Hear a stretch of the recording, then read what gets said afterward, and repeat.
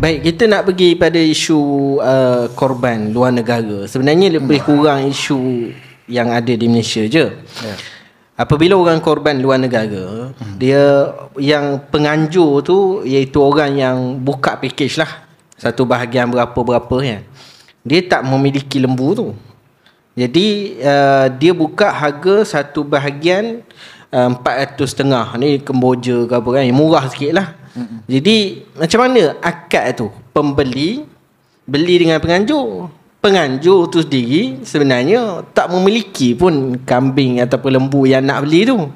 So akad apa yang digunakan? Yang ni kena perinci sikit. Tak boleh nak jawab secara sembrono. Dia begini, bila seorang itu ejen tu lah, dia perlu mengikut hukum syarak lah. Jangan dia ikut dan je. Sebab kerana tu masalah zaman sekarang adalah scammer. Itu je masalah sebenarnya kan. Ada yang nak buat betul pun ada. Dia ambil tu memang bahagian tu memang nak beri pada orang apa yang susah di sana, di Kemboja contohnya kan. Bagus. Tetapi masalah sekarang ni itulah, ada yang guna scammer, tak tahu hukum akad pun kan. Dia buat contoh 400 nak murah biar dapat banyak sikit kan. Duit bahagian tahun ni dia letak murah sikit, lepas tu dia nak dapatkan duit itu. Itu masalah. Jadi bila kita nak kita nak beli tanpa ada barang itu, tidak ada masalah dalam syarak. Dia panggil salaf, ataupun kita panggil macam tembah baju tu lah kan.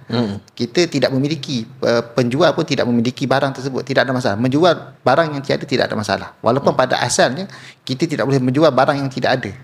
Kan. Masjid, macam contoh masjid menguruskan korban, dia pun tidak ada binatang tersebut.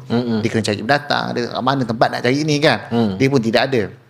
Tapi dah menjadi satu adat kan, maka perkara tersebut dibenarkan oleh syarak kan. Seperti tembahan baju, tempahan kereta kalau ada lah kan. Tak tahu dah Malaysia ada tak ada kan. Tapi ada tempahan kereta ni kan. Itu custom tu mahal lah. Memang betul.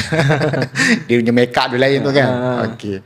Jadi apa yang kita lihat dalam tempahan dalam hukum syarak, dia panggil al-hajatu tanzilu manzilat ad-darurah, dia panggil.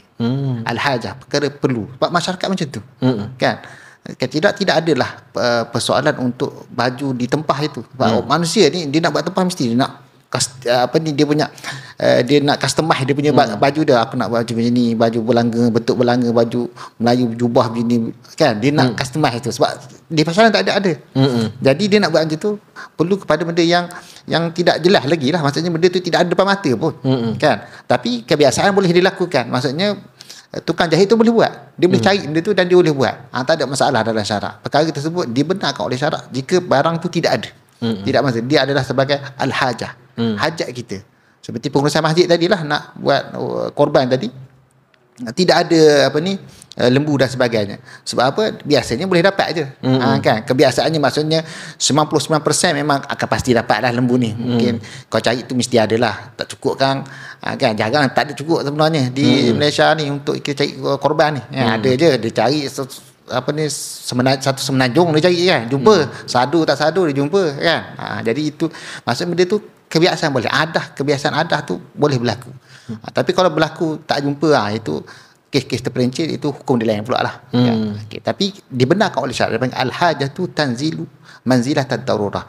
Keperluan turun kepada martabat darurah. Perkara jadi perlu, bukannya mesti, bukan jadi perlu saja, maksud mesti benda tu perlu dibuat. Dia dah martabat dia daripada keperluan, daripada hajiat pergi ke darurah. Itu daruriyat. Daruriyat dia jadi perkara yang perlu oleh masyarakat. Biasanya perkara-perkara kifayah dalam syarak. Okey.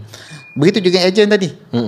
Dia pun tak ada binatang tersebut. Dia kata insya-Allah, dia pun tahu secara adatnya dia boleh beli dengan orang tu, dia ada orang dia yang dikenal untuk beli, tak ada masalah. Perkara tersebut dibenarkan oleh syarak. Itu perkara yang dibenarkan oleh syarak. Tapi kalau dia buat sebaliknya, itu yang tidak dibenarkan oleh syarak. Ini masalah yang kita panggil scammer. Kan? Dia menggunakan